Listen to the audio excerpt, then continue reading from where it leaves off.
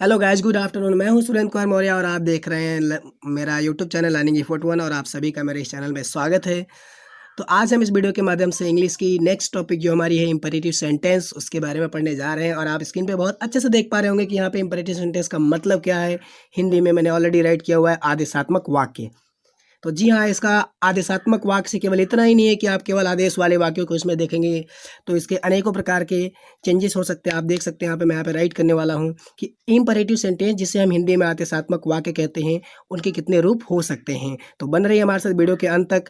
तो आप यहाँ देख पा रहे होंगे स्क्रीन पर कि इम्परेटिव सेंटेंस आदेशात्मक वाक्य के 3 रूप और हो गए हैं। इनके अंतर्गत आते हैं कौन कौन से, आप देख पा रहे होंगे। ऑर्डर, दूसरा है एडवाइस और तीसरा है रिक्वेस्ट।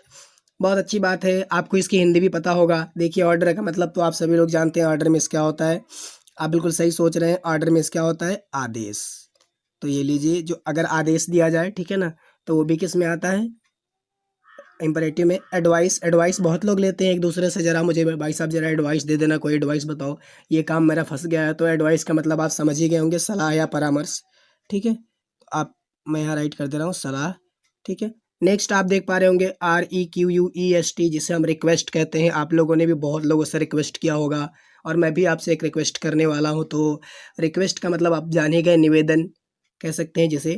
ठीक है, तो हम यहाँ पे निवेदन या प्रार्थना लिख सकते हैं। ठीक है, तो निवेदन या फिर प्रार्थना हो सकता है यहाँ पे। तो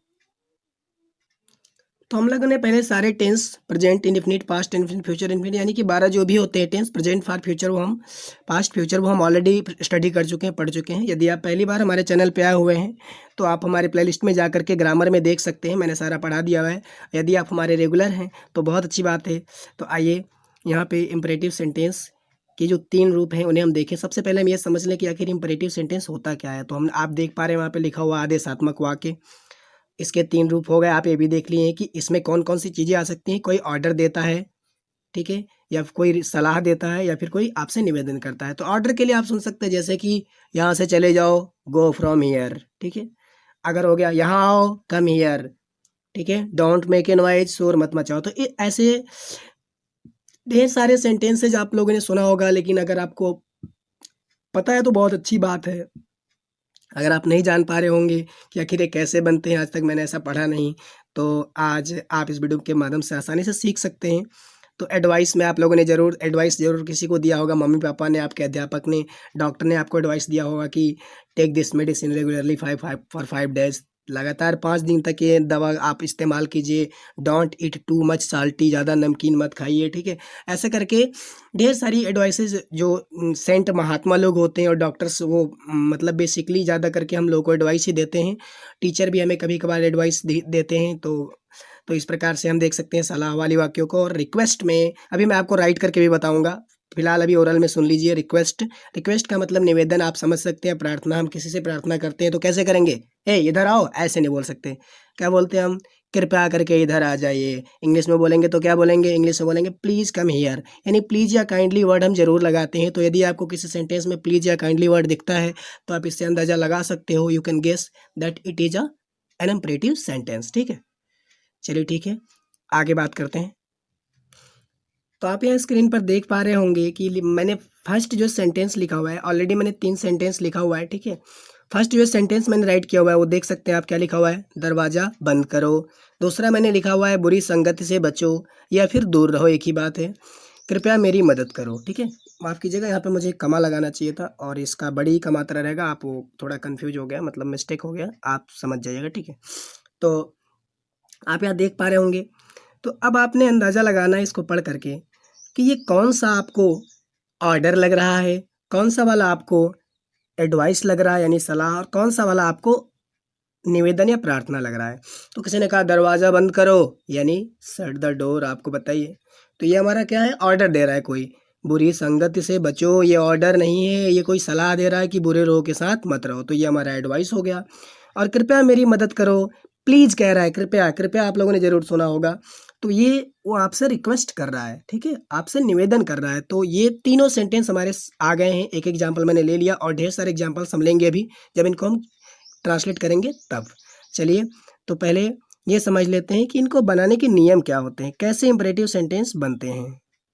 तो यहाँ पे अगर ये हमारा ऑर्डर था तो मैं इसे ओ से रिप्रेजेंट करता हूँ, और ये हमारा क्या था, एडवाइस था, तो मैं इसे ए से रिप्रेजेंट करता हूँ, और ये हमारा क्या था, रिक्वेस्ट था, तो मैं इसे आर से रिप्रेजेंट करता हूँ। ठीक है, तो आप कंफ्यूज मत होइएगा। ओ फॉर ऑर्डर है ये, ए फॉर एडवाइस है, और ये आर फॉर रिक्वेस्ट है।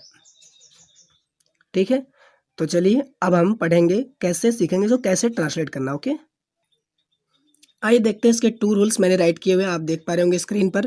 देखिए मैंने क्या राइट किया हुआ है, बहुत आराम से आपको पढ़ना है। आप सोच रहे होंगे सर ये तो इंग्लिश में राइट है, मैं इसका हिंदी एक एक करके आपको बताऊंगा, बिल्कुल टेंशन मत लीजिए। देखिए रूल फर्स्ट क्या है, लिखा है an imperative sentence. An means एक, इम्परेटिव मीन्स आदेशात्मक, सेंटेंस मीन्स वाक्य। एक आदेशात्मक वाक्य ऑलवेज मीन्स हमेशा, बिगन्स मीन्स शुरू होता है।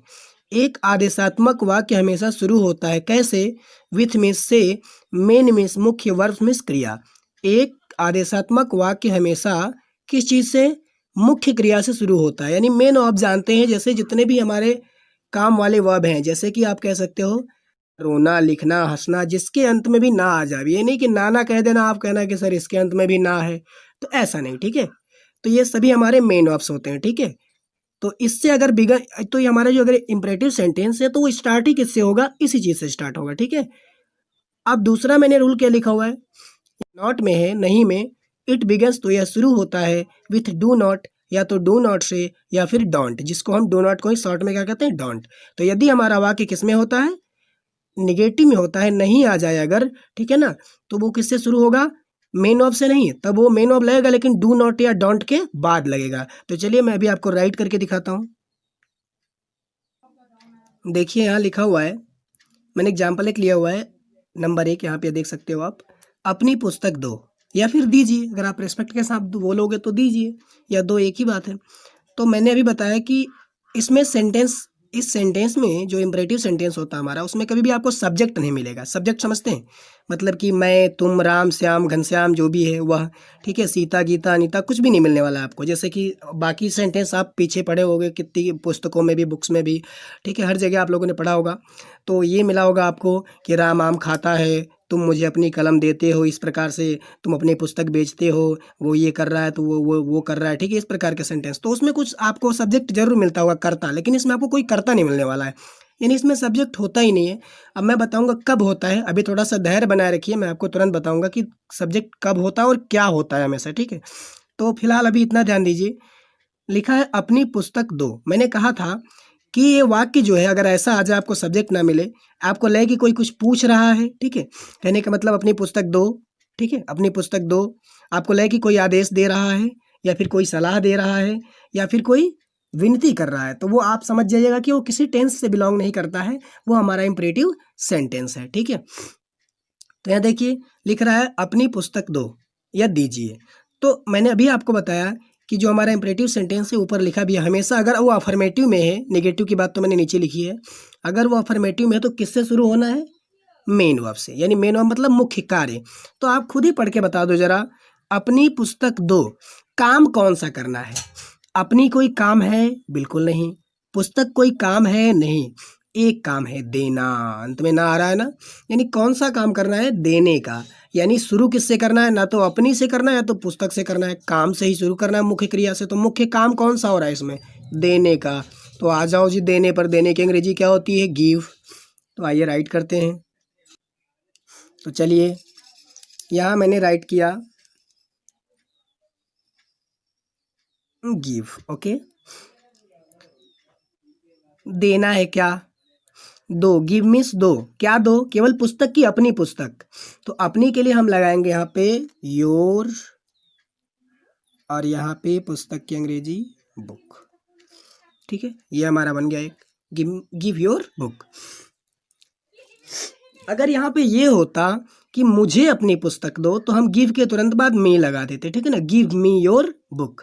ठीक है, अभी नेक्स्ट बात करते हैं निगेटिव की। ठीक है, अभी अगर आ जाए इसी वाक्य को मैं निगेटिव में लिख देता हूं, आप यहाँ देख लीजिए, देखिए मैंने इसी को निगेटिव में कर दिया है, राइट कर दिया। कैसे, अपनी पुस्तक मत दो, मत दो यानी नहीं दो। ठीक है, तो मत जब आ गया नेगेटिव हो गया तो आपने वो अभी यहाँ पे ऊपर पढ़ा है, if our sentence belongs to negative sentence it begins with do not, ठीक है ना।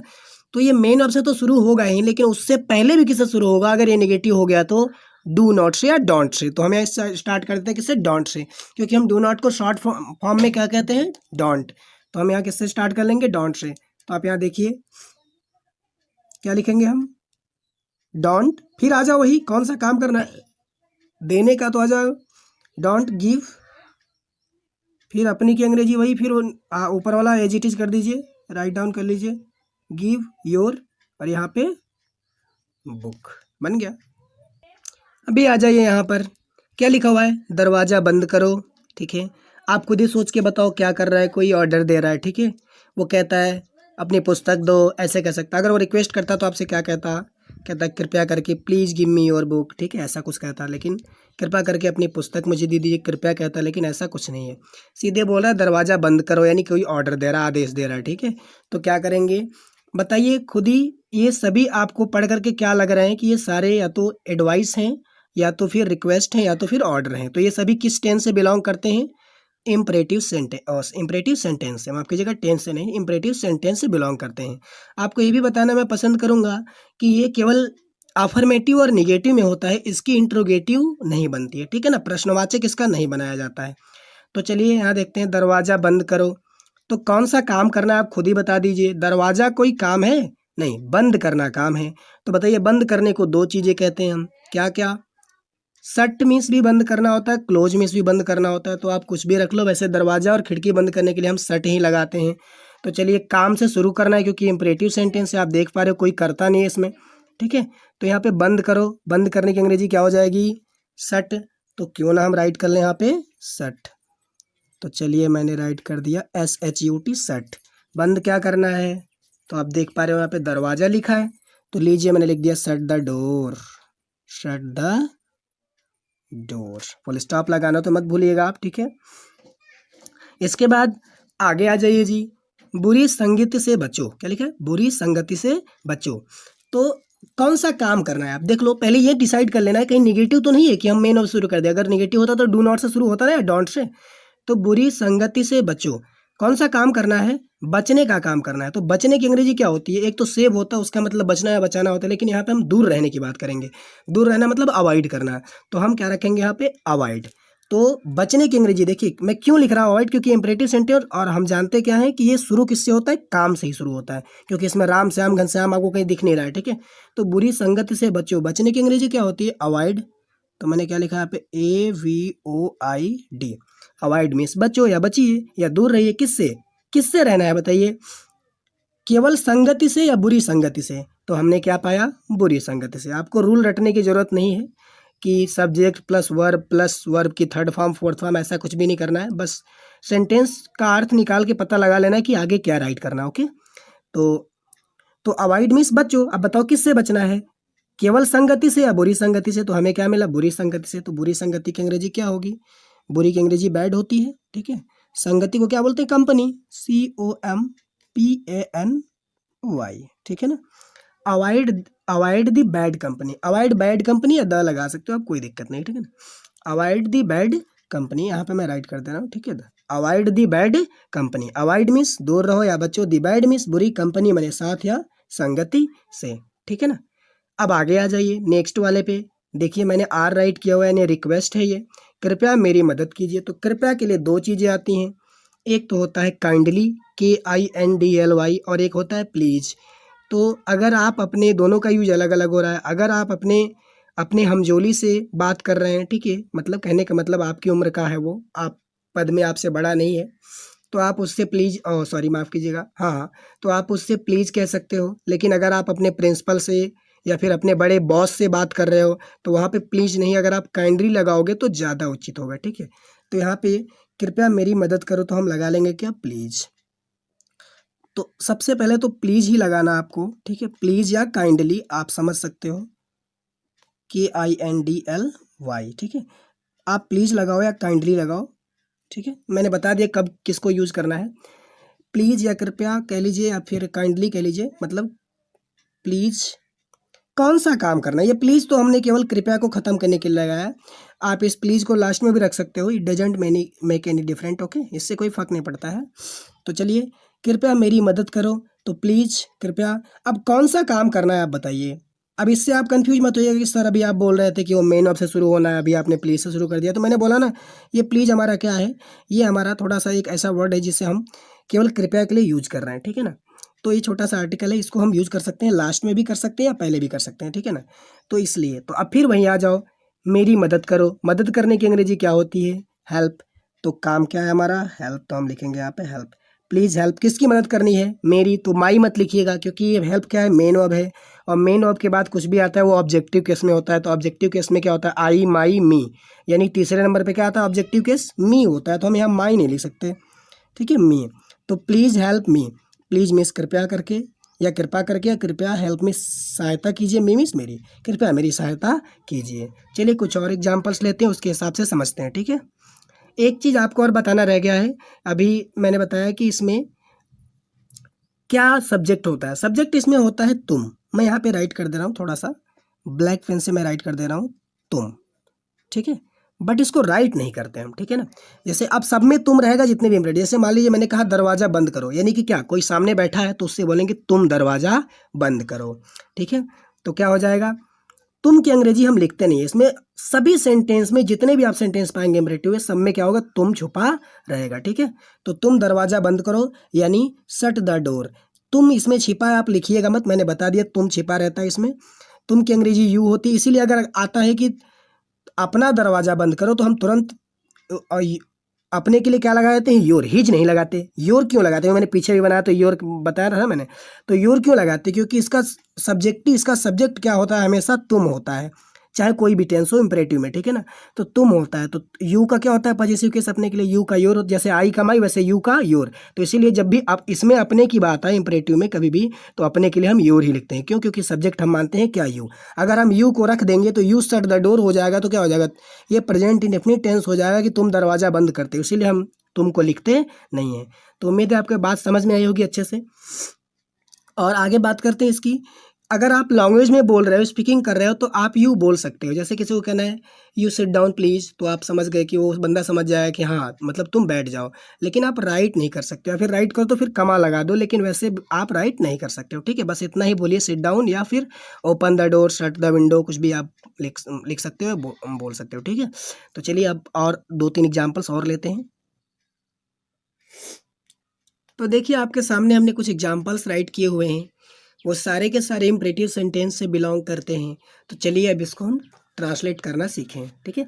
बहुत आराम से इजी तरीके से, आपको ज़्यादा सोचने की ज़रूरत नहीं, जितना मैंने बताया बस उतना करना है। आप देख सकते हो, मुझे परेशान मत करो, ये किससे शुरू है, मत नेगेटिव है, यानी कोई कह रहा है, कुछ कह रहा है कि मुझे परेशान मत करो, कोई सब्जेक्ट नहीं इसमें, ठीक है। तो फिर वही होगा इम्परेटिव सेंटेंस, तो मुझे परेशान मत करो। किससे शुरू करोगे आप, डोंट से।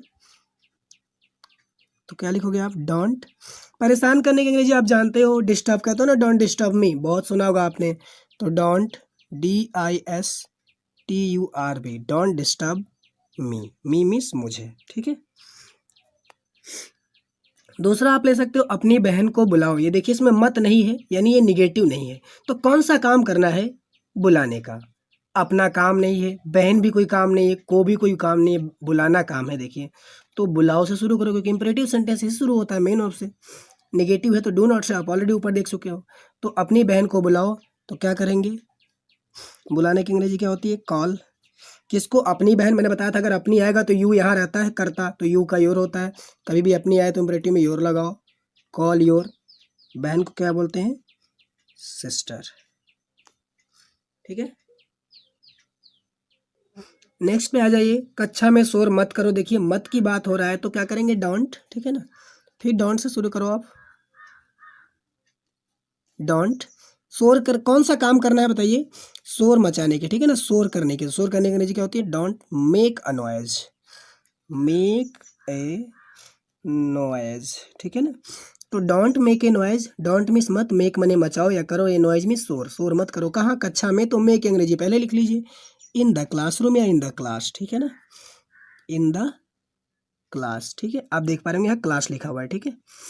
और देखिए कह रहा कृपया अपनी कलम मुझे दो। अब देखिए यहाँ पे इसने कृपया बोला हुआ है, यानी प्लीज आपको लगाना पड़ेगा, ये रिक्वेस्ट हो गया। तो कर लिया हमने क्या, PLEASE प्लीज।